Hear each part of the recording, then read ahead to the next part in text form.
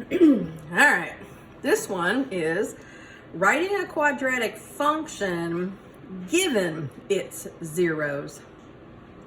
Okay. All right. If the zeros are 4 and 3, that means that when x is equal to 4 or x is equal to 3, f of x is 0.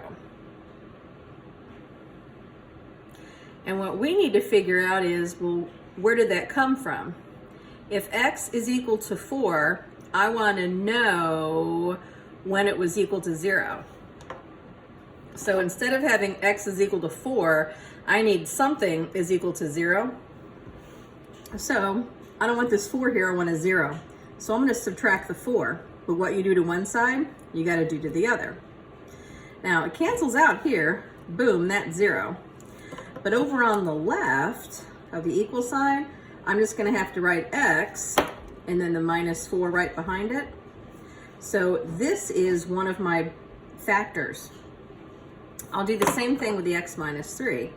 I'm going to subtract 3 to make it a 0, but I got to subtract 3 over here as well. So this factor will be x minus 3. All right, this is my other factor. If these two factors are multiplied together, that's what your function's going to be. So I'm just going to take my x minus 4. My f of x is going to equal an x minus 4 times an x minus 3. Because when you're looking for the zeros, you take your quadratic function and set it equal to 0 and factor it. So you had to find the factors, and then I'm going to FOIL this. So first times first, x times x is x squared. Outsides, which is x times the minus 3, that's a minus 3x. Insides, I'm sorry, kitty cat, that's a negative 4x.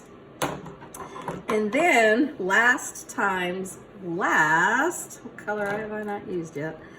The negative 4 times the negative 3 is going to be a positive 12. And then these two guys here are like terms, so my function f of x is going to be x squared, negative 3x to negative 4x is negative 7x plus 12. That's my quadratic function. You're going to put it right in here.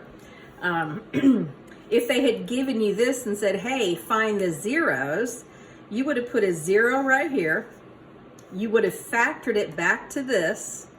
You would have taken each piece and set them equal to 0 and then solve for x. You'd work backwards. Of course, in order to solve for x, I would have added 4 and added 3. I just went backwards.